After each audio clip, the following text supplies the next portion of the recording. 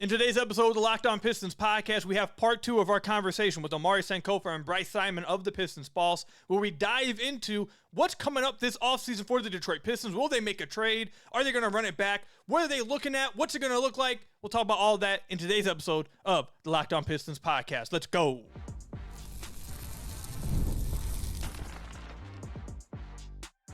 You are Locked On Pistons, your daily Detroit Pistons podcast, part of the Locked On Podcast Network, your team every day. What's the deal? Welcome back to another episode of the Locked On Pistons podcast. Per usual, I am your host, Kuka Hill. I've been covering the Detroit Pistons for the Locked On Network since 2021.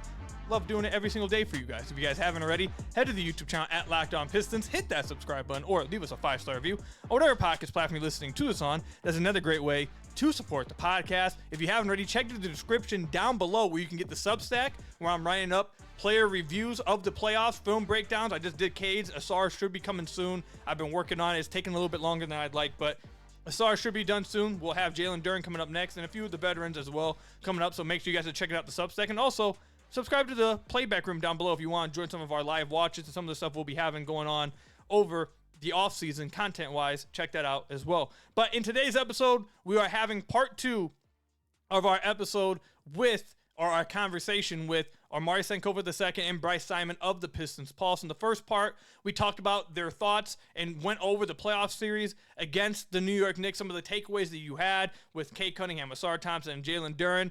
And then today's episode is just really focusing on what's coming in this offseason. Will certain guys be extended? Will they make trades? What should they improve on? Will they just run it back? Should they even improve upon anything? That's really the whole focus of this upcoming episode that you guys will be watching. So I hope you guys enjoy it. I'll catch you guys at the next one. Until then, I hope you guys enjoyed today's episode. I'll catch you guys later. Let me write it down so I know where to edit it for you guys here. We'll go into the offseason. So obviously now, I've said this a few times in the podcast, the first season is when you're like happy and butterflies and rainbows. Everything's perfect because there's no expectations. Now there are expectations. Now there are going to be, we want this. This has to happen. This is what you need to do. If you don't do this, what happened? Blah, blah. All this stuff is going to happen. So heading into the offseason, there's a lot of different places we can go with it. Heading into the offseason, I guess just where we could start it off, and then we'll open it up and we'll take it wherever it goes. Whichever one of you guys want to go first. What are your overall feelings about this team right now heading into what, maybe is the most important, or I guess I'd say most important offseason in quite a minute? O2, what is the vibe check for the offseason? Yeah, I would say, so one thing Trajan said at the trade deadline that stood out is that this team earned the right to continue to compete, and he wanted to support that with Dennis Schroeder. And I think after that Knicks series, that's probably the way you lean again, is that this group has earned the right to show what it could do. You didn't have beef stew in the playoffs. You lost J.I. halfway through the season, and just watching the Knicks, there was just so many moments where it was just like, man, J.I. would solve a lot of issues just being a second guy who can generate offense to keep the ball moving.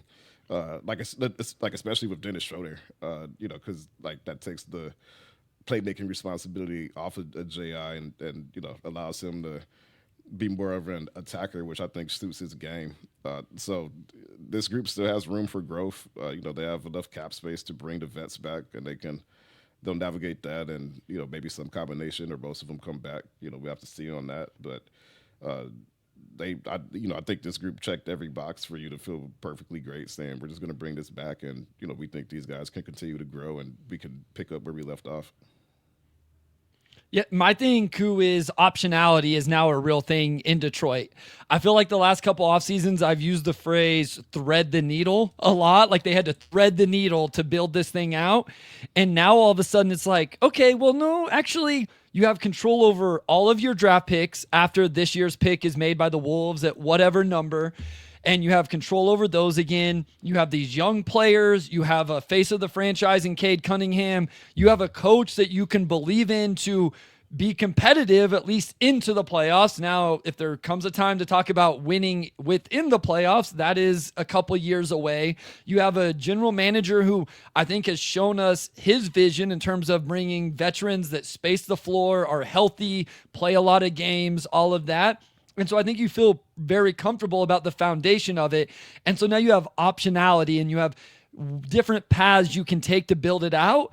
But maybe that's the hardest thing, right? Whenever there's more than one path, how do you know which one to choose? And I think they find themselves in that space this very offseason of run it back, small changes, bigger changes, or huge change, right? Like which one of those paths do you take in 25?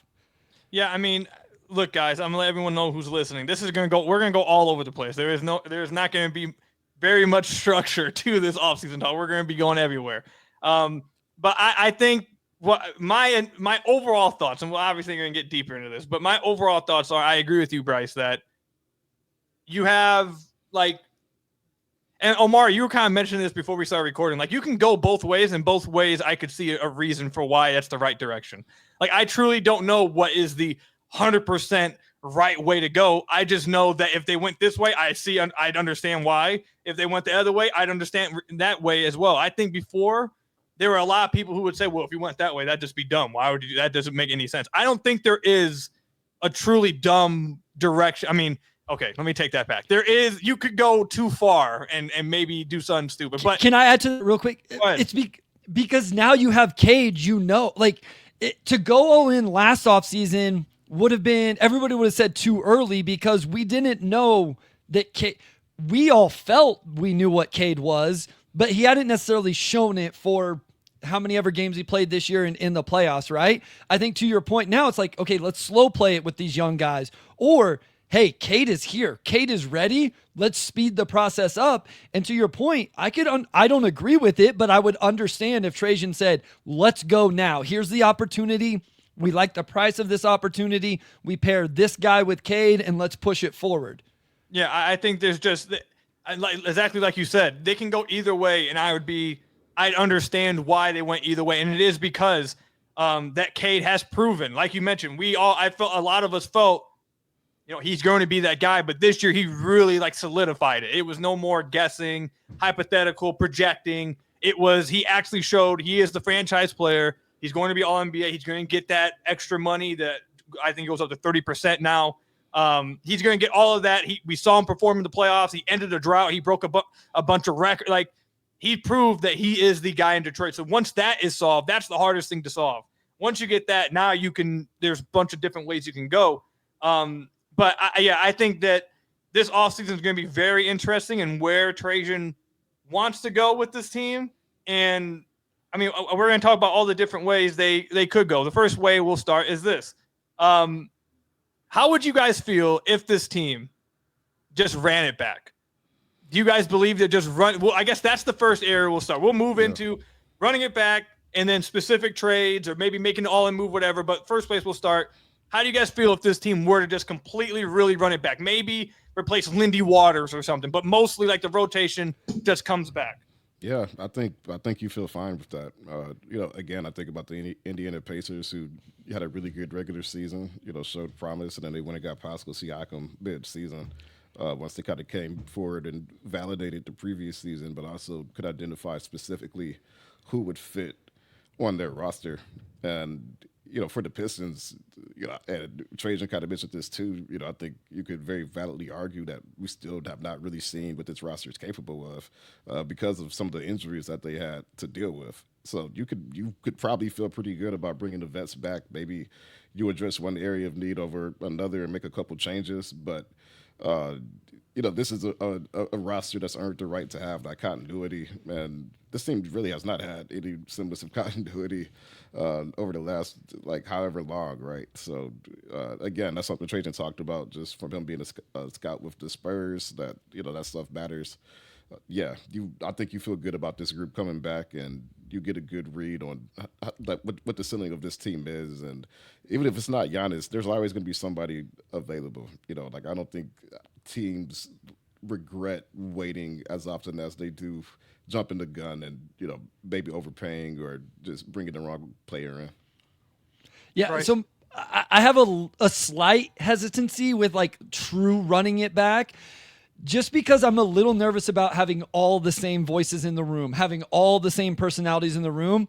I do think there's something to be said for changing it up just a little bit, like bringing in some new personality, something like that. Now, I got a lot of pushback when I said this on the Pistons Pulse because people were like, well, it's not going to be the same team because J.I. will be back. Like, J.I. and Asar barely overlapped, if at all, right? Like, it was very, very small.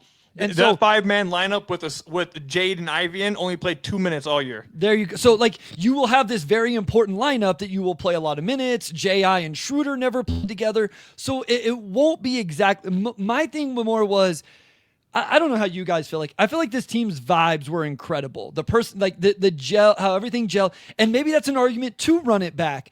I hope it doesn't get stale. Like, I have a little bit of nervousness that it could get stale and stagnant, but I wouldn't be upset about it. Like, if they literally could go bird rights for Tim Hardaway Jr., early bird for Schroeder, you sign Beasley on the non-tax MLE, and, and then like you said, like Paul Reed, Lindy Waters, you replace one of them with the second round pick, whatever. Like, you could pretty much bring it back. I would be fine with it.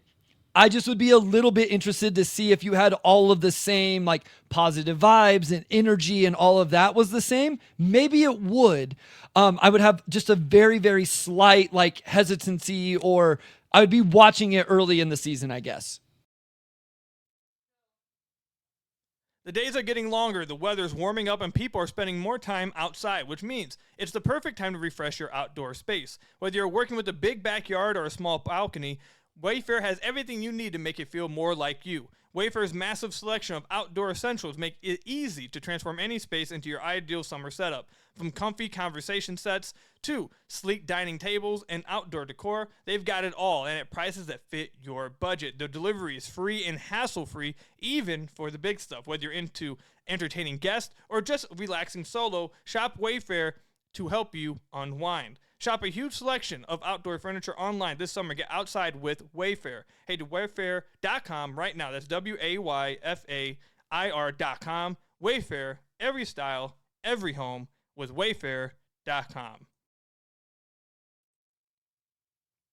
Yeah, I would be okay with it. I maybe wouldn't be what I would do, but I would be okay with it, and I think there is plenty of argument to do so. Like we mentioned earlier, You can go any route, and I understand it. They didn't get to see Jay and Ivey with this crew. They didn't get to see Ivey with the real team that we saw after January. We didn't get to see that. Isaiah Stewart got hurt in the playoffs. You didn't get to see what he would have looked like in the playoffs with them. Would they have changed? Would they have made it to the second round? Who knows?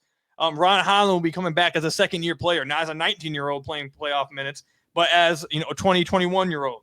You get another offseason for Asar Thompson, who didn't even really get an offseason. He hasn't had one. Now he finally will get one. Like, will these guys get better?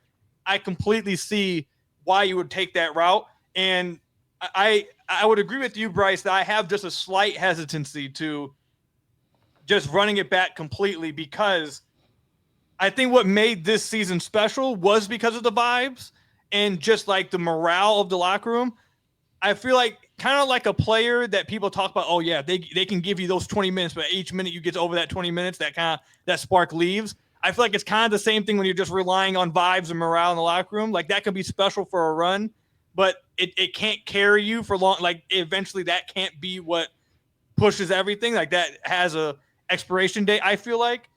But if you do feel like Ivey will take this big step and he's what you're missing, and that Asar with another offseason takes another step, and Ron takes a huge step, and Cade gets even better, and all this stuff happens, then I could understand for sure saying, okay, well, this team will be better if we just run it back. These guys will get better and we'll be fine. So I get it. I do have some hesitancy to it, but I would completely understand it.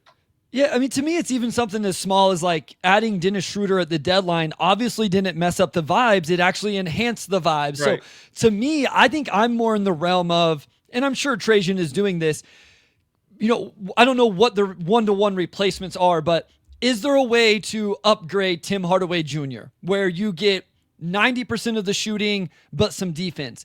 Can you upgrade Malik Beasley somehow? It's as opposed to paying him coming off, a historic 3-point shooting season. And listen, I will be the first to admit how important Malik Beasley was to this season. There's no denying that.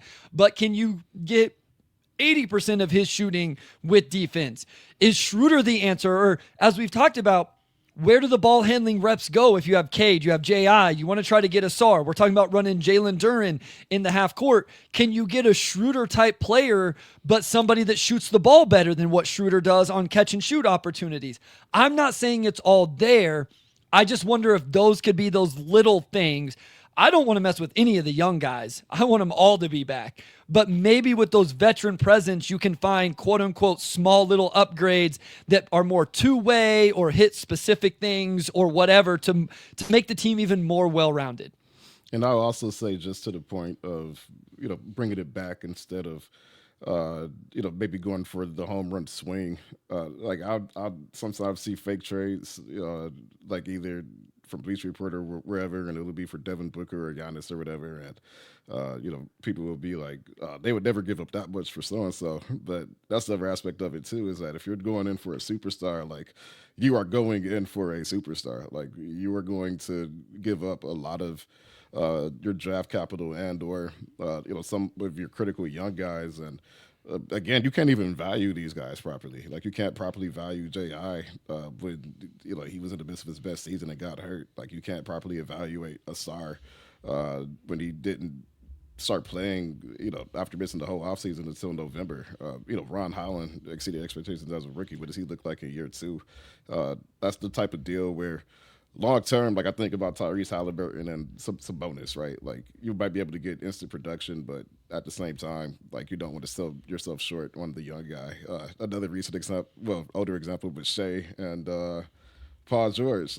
Sometimes the young guys do fan out, and you look back like maybe we didn't need to do that. Yeah, I just want to ask you guys something real quickly. I don't want to run out of time, but you brought up something, Bryce, that I wanted to make sure I asked you guys. I brought this up on the podcast a few episodes ago. Malik Beasley, he had a fantastic season. However, my question isn't about Beasley himself. It's about, I felt like this team was so heavily reliant on his insane shot making all season that if you run it back and you are in your half court offense is still reliant on Beasley having a Steph Curry type shot making season, you're probably going to see that get tanked. Do you have any qualms about, okay, at the very least, you should try to upgrade your offense or do something to where you're not as heavily reliant that if Beasley does take a step back as maybe a shooter, your offense won't just crater? Unless you guys disagree that the half-court offense was reliant. I feel like their half-court offense for a majority of the season was, especially off the bench, was Beasley hit crazy shots. He does, oh my God, and it kind of carried. I feel like that's a little concerning to rely upon going into next year. Yeah, I would agree in general that I talked to Knicks people and asked like, hey, who do you think is going to be the Pistons' second best player in the series? And most said Malik Beasley, right? Like, I don't know that Malik Beasley having to be your second leading scorer, second option. I know he wasn't night in and night out, but a lot of times I don't think counting on just a historic shooting season.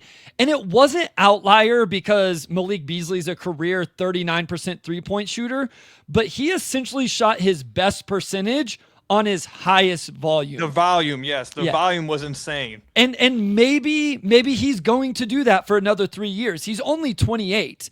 But I will say I would still have a cap on what I would want to pay Malik Beasley and the role that I would want to put him into. Like, I assume Malik will make 250 threes next year on 38% from three, but I don't know that he's making 320 on 42% from three again next season. So to your point, yes, I would want, the offense was always teetering anyway, right? So I would want a little bit more insurance and assurance that it was going to be better beyond just another historic three-point shooting season from Malik. Yeah, I would say I'm not as concerned about tweaking the offense because the Pistons, I feel like the defense is what really won them games down the stretch. Where I think after New Year's they were a top 5 defense. And I think J.I., the way he played, I'd be curious, like rotationally, how it would look with probably J.I., Beasley, and Schroeder. All carrying the ball, for the second unit essentially, but. Beasley probably slides down the pecking order a little bit just from Ji returning. And again, like the Pistons probably won't need Beasley to take as many shots because Ji is gonna eat into some of that. Like he's gonna eat into some of Cade's workload, and like that's a net positive for the team overall. I'm not as concerned about the offense. I think they showed enough this season to think that they could at least tread water offensively next season, as or even improve there as players get better.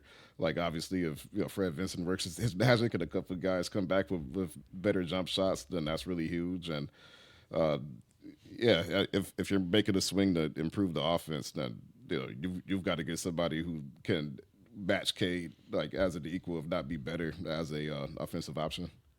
All right, so let's move into what the next option could be, which is making a trade. I don't think there's anything in free agency that anyone would consider like a big swing or anything, and the Pistons aren't going to operate as a cap space team, which I don't believe they will do that. We had Keith Smith. I'm sure you guys have talked to Keith already as well. People don't expect the Pistons to operate as a cap space team. It doesn't make much sense for them to do so. So I don't think they're going to be much players in free agency. So it would come trade. What do you guys think about the Pistons making a trade, whether it be for a star or whether it be for whatever the next level you want to call it, starter level or whatever? What do you guys think about that route if the Pistons did go? Actually, make it a two-part question. What do you guys feel about making the trade, and what do you think if they did make a trade, what should it be for if they did go that route? Yeah. So for me, Koo, the update on the potential upgrade on the roster would be lower level free agent signings, right? Like, hey, we think this guy fits the backup guard role a little bit better than Dennis Schroeder because he can shoot it. Or like one that I've thrown out is Nickeil Alexander-Walker. Could you bring in Nickeil Alexander-Walker? Like the mechanisms would be interesting, but could you bring him in because you get similar, like you get 3-point shooting, but better defense than Tim Hardaway Jr., right? Like something along those lines. I don't see the trade route as much because it's like, I don't want to trade any of these young guys. I don't know what veteran you're going to trade. Like, what does Simone Fontecchio return you?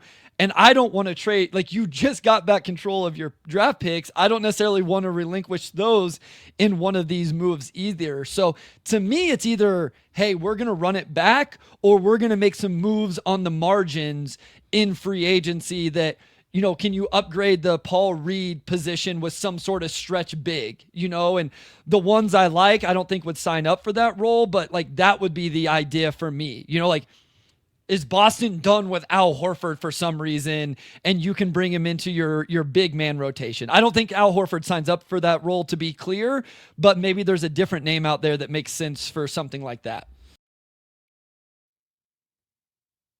Shopping for a car should feel exciting, not exhausting, but between the confusing prices and hidden fees, it can feel overwhelming. That's why I love using Car Gurus. They help you cut through the noise and show you the best deals with full confidence. With over 4 million listings, Car Gurus has more new and used cars than any other major online marketplace in the U.S. They verify dealers, provide real price analysis, and give you the tools and data you need to make the right choice without second-guessing yourself. Need a deal you can trust? Car Gurus makes it easy to compare vehicles side by side with unbiased deal ratings. Plus, the in-depth vehicle details give you peace of mind before stepping onto any lot.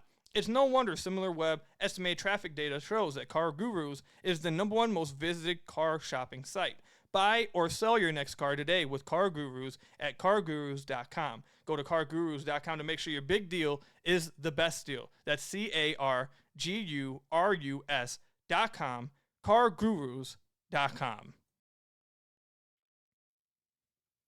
Yeah, and just to add on to that, like you just sort of got the locker room to a point where like the team dynamics were really good and sort of not natural hierarchy played out. Like Tobias, I think was just super massive for the group. Like how much they lean on him just for so much off the court stuff.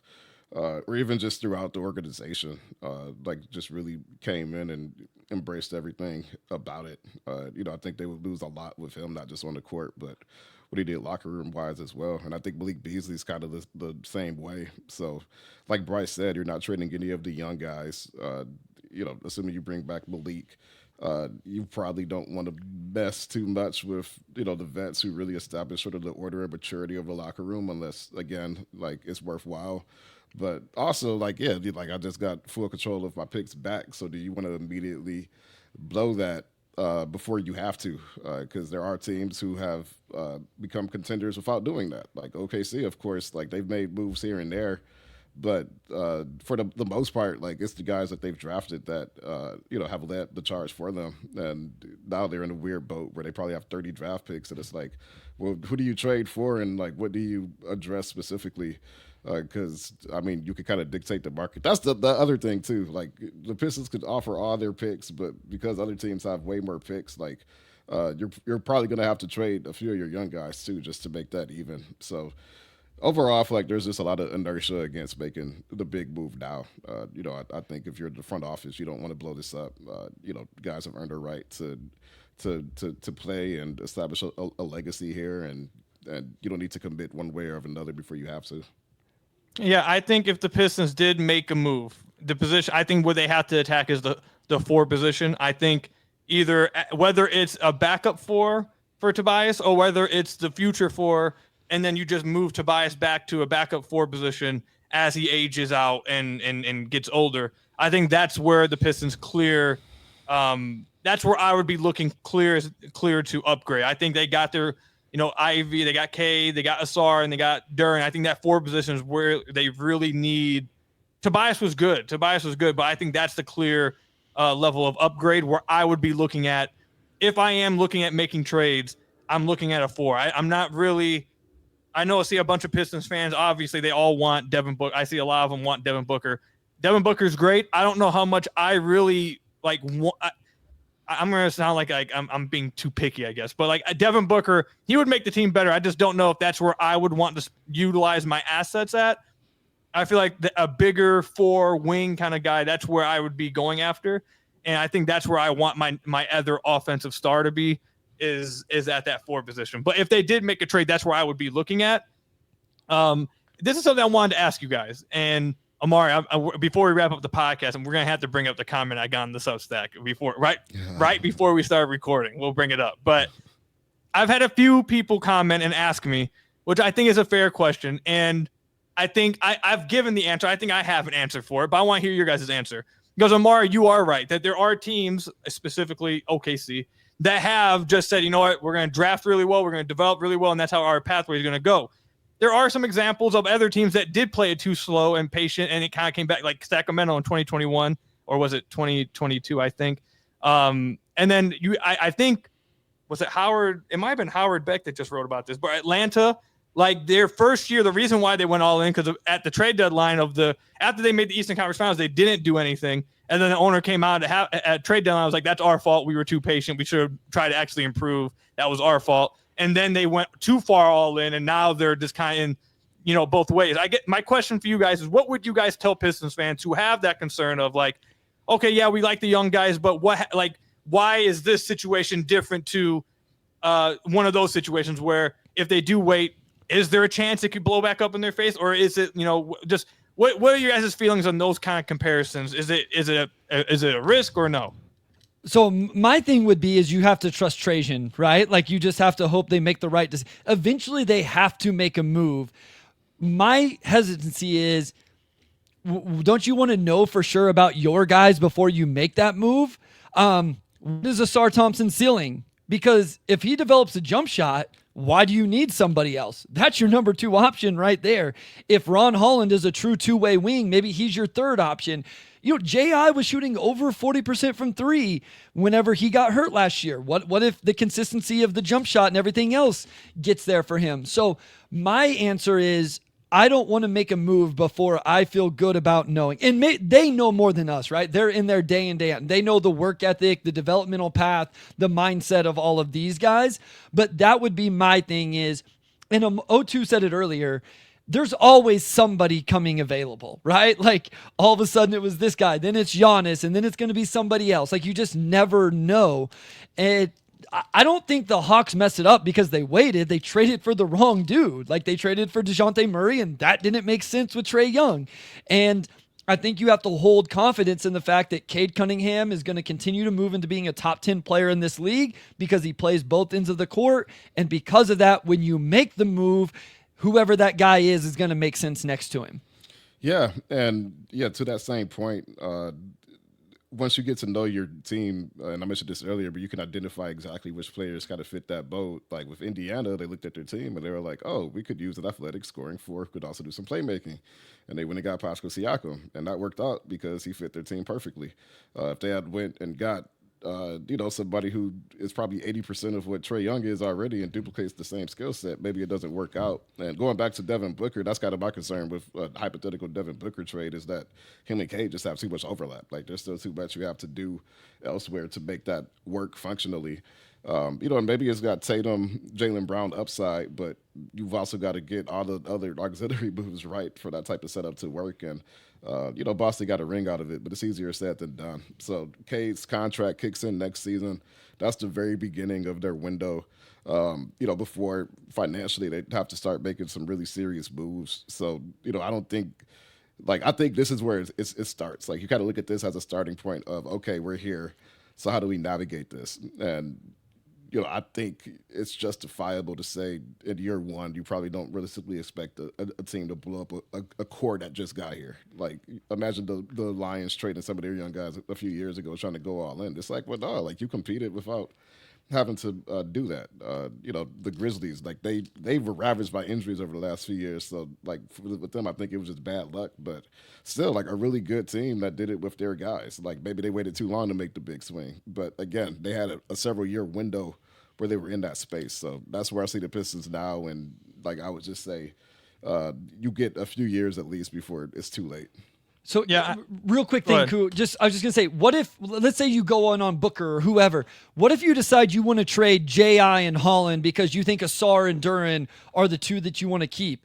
What if you get 50 games in the season, we're still having the same Asar and Jalen Duren trouble, and now you're 50 games in the season, you're like, well, shoot, these guys can't play together the way we thought. Now you have to trade one of them, right? And so like this, I just don't think you have all of the data you need on these young guys to even know which ones you would want to move off of in a scenario where you're trading. Because I don't think you want to just trade 4 first-round picks and pick swaps for whatever you're doing. Because then, that the future there is tough. And so I just don't think you have all of that data you would want on all of those guys.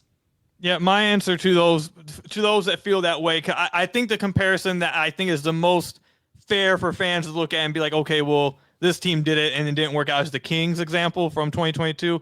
And my answer to that would be, you just have to feel better about this young core than the Kings felt about theirs. Like you have Cade. If you feel better about the fact that they have Asar, Duren, Ivey, and Holland, then that's just the difference there. Like you have to feel better about the young core. If you don't like the young core, then I guess you probably don't feel that way. But that would just be my flat out answer, is that the Pistons young core, I know, the Kings were like, weren't they like the 2nd seed that year? So maybe that would be crazy to sit here and say that they're better, but like you'd walk into this offseason and say, well, the Pistons young core is better than that, so you don't have to worry about it. So that would be my quick answer to that. I wanted to ask you guys. Wasn't that team was older though, right? A little, well, not a ton. Like Fox was 25, Sabonis was 26. I guess it was still pretty young. They were younger than what I thought. Harrison Barnes was on that team at 30, so a touch older than what this Pistons team is, right? Like, how old is Cade right now? 23. Yeah, so, Cade is 23, and he's the oldest of the young core, right? Like, Asar's 22, Duren's 21, 22, Ron, like, Fox was 25, Sabonis was 26. Like, those guys were older than what this team is. You know what I mean? Like Fox was in year 1, 2, 3, 4, 5, like year 6 that season. So I do think it's a little bit different in regards to that. All right. So the next question I want to ask you guys, would you guys extend Ivey and or Duren this offseason? And and if it, I know we're getting to the end, so if it's too long of an answer you guys want to give, I understand. But if you guys wanted to go on and give an answer, go ahead. So my quick answers here are, I think Ivey's tough where he only played 30 games, and I still don't know that his ultimate role yet. Like, to me, the variance of he's your number 2 option and Cade's running mate to 6-man, like, I think that's my range for him. But what you pay that guy has a vast difference, right? With Jalen Duren, I still have continued to say what I would offer him and what I think he would take are not the same number. And so I guess in regards to that, I wouldn't end up extending either, but I don't know that that's good business either. I don't know that they want to go into the season without either one of them extended. I think you probably at least want to get one of them done. Yeah, personally, I would feel pretty comfortable extending Ji. I look at the deal Jalen Green got, where I think it was like 3 years, 100 or something like that, and maybe you tackle on a little bit for inflation, but I think Ivey showed enough to where it's like, yeah, we want this guy under contract. We feel pretty good about this contract being fine. Like, does Ivey accept that? Like, that's what you have to see, right? But again, like I think what he's shown is pretty sustainable, and I think you can lock him into the group, with the understanding that if you get him on a good deal on the back end of that, I think that gets pretty interesting, especially if that clicks with Cade Cunningham. Duren, I think it's more like a comeback next season and see. Just because one, like I think it would just be a lot to like lock them in now, and I don't know how much it would take to get Duren to agree to that, but like just with his skill set, like I think you want to see him do it for another season before you make that commitment, and that's all it boils down to. All right, so as of May 12th, I want everyone to understand this is May 12th. I can change my opinion by the end of the offseason. I would not extend either of them. I have reservations about the same thing with JD is the same thing that you said, Bryce, is I would offer him is not what I think JD wants. Like I think JD looks at the Claxton contract and says, pay me more than that. Yep. And I'm not doing that. And Koo, he should. Like this is what I talked about was if I'm Jalen Duren, I look at the Claxton contract and say, I'm better than that dude. Pay me that. Right. And then it's like, but then the Pistons could look at some other contracts. Like I think Zubac is the one that I used on the other end where, Zubac is at $20 million for the next 3 years. And after the Pistons, I'm saying you're not him. So why should we pay you more? Like the center market is really, really tough in regards to that. Yeah. So that's the main reason why I wouldn't pay JD this offseason. I'd wait.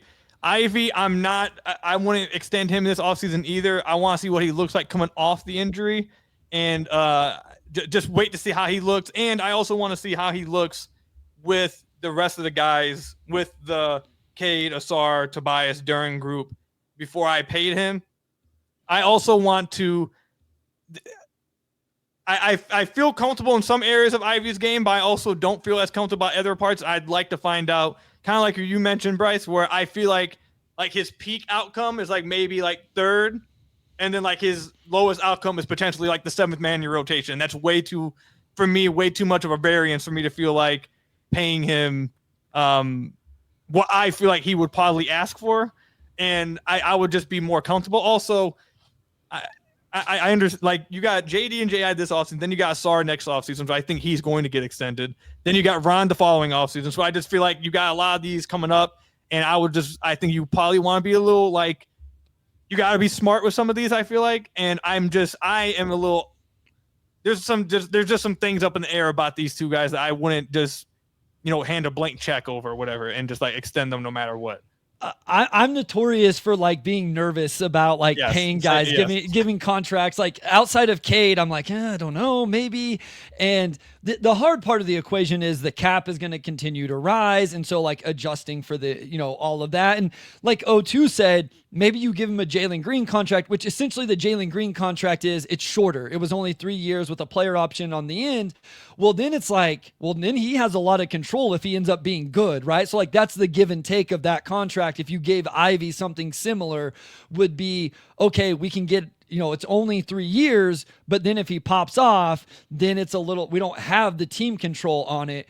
I mean, the thing, and the other aspect of that too is that it essentially bridges you over, while you're making decisions on Asar and Ron. That's true. You lock them in, and like you're giving and taking a little bit, but you're evaluating the core as a whole that entire time. And if JI ends up being worth max money or a lot more, you weigh that against the rest of your core, and you kind of make that judgment call then. But again, like I think just having him under contract, while the other guys become due for their own extensions could have a lot of value.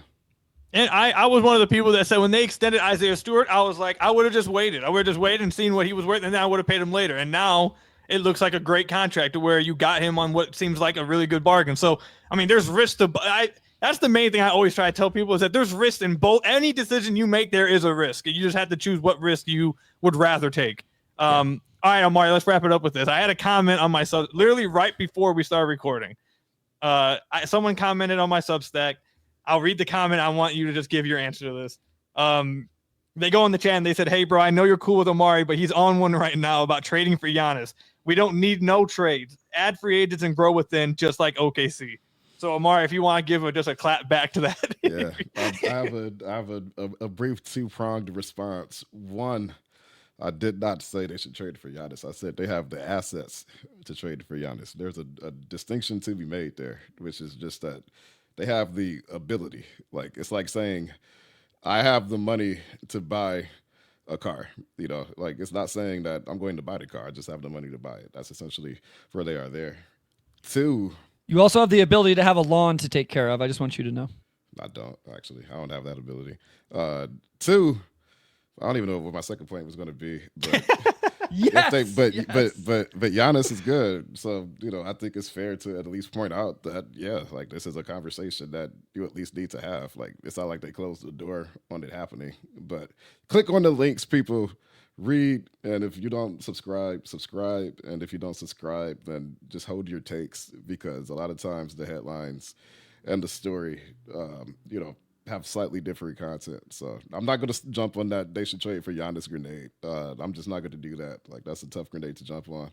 I also say, like, people will scream at you both ways. Like, they'll say, oh, like, you're an idiot if you think that they should trade. But then also people would be like, we always wait and we miss out on guys, and that's why we're always mediocre. So no matter what side you take, somebody's going to yell at you. So that's just part of it. I just want to say real quickly to that point. I was talking about this the other day on an NBA draft show over on No Ceilings. I get the chance to talk to some scouts across the NBA with NBA draft stuff. I've literally talked to scouts, and one scout would have a player 5th, and another scout would have the same player 25th. So if these dudes that are getting paid for a living working in the NBA can be that far off on players, like, we in this space and fans and everything else can be as well. That doesn't mean anybody is idiots or stupid or whatever. It's just like, it's a subjective game, and roster building is also subjective to what do we think this team's identity is? What do we think would be best? Like, all of that. So it's all very subjective. I just want to make it clear that even if Omari said that, I would be completely on board with him. I'll just say this. This is my take. Giannis, in my opinion, is a top 15 player of all time in his prime. I would literally empty out my entire asset chamber, not including Cade Cunningham, to have a Giannis Antetokounmpo play for the Pistons. Yeah. And that's significant because they have their entire asset chest right when they get good. Of course, which was kind of by design, but they couldn't even sniff these conversations a few years ago because you couldn't offer more than, up to a certain point, one draft pick. So again, you're probably going to get outgunned by, teams that are sitting on like 8, 9, or in OKC's case, 20 plus draft picks. But again, like, it's conceivable that they could put together a package that Milwaukee's like, this is at least worth thinking about. Yeah, we'll see what happens. This offseason is going to be really interesting. Bryce, Omari, is there anything else you guys want to hit on or mention before we wrap up? Yeah, this offseason is going to be really interesting, and it starts as we record this in about 10 minutes with the NBA draft lottery. And I will guarantee this, the Detroit Pistons will not fall to number 5 in the lottery this year. None of us care about the draft lottery because the Pistons aren't in it because they won 40-plus games and played in the first round of the playoffs. So everybody remember that. If you're watching, you're listening, you're a Pistons fans, remember, 40-plus wins, playoff appearance, vibes are good in Detroit right now. Amari, anything you want to wrap up with? Man, I've got nothing to add except I'm transitioning into off-season O mode. So there you go. This is the first offseason. I told Bryce this before you joined, Amari, that this is the first offseason I like literally maybe ever since I started following and becoming a fan of the team that this lottery night is not like one of the most important nights of the year. Like, this is probably the first time where it's literally not like determining whether I'm happy or not the rest of the year. Like, and this one would have, because this is the Cooper. Like, last year I was like, because the draft just wasn't. This one, Pistons fans would have been on the edge of their seats because it does matter if you land number 1 big time in this draft, 1 or 2, in my opinion, with Cooper and then Dylan Harper. So it would have been. It would have been exciting and potentially depressing if they were a part of this one. All right, we'll wrap it up there. Appreciate you guys for listening. This is now part 2 where I'm recording here. So I hope you guys enjoyed part 1 and part 2. You guys can obviously follow Bryce over on Twitter at Motor City Hoops. You can follow Omari at Omari Sankofa. Obviously, their podcast, The Pistons Pulse, so you guys can check it out on whatever podcast platform you guys listen to this one on.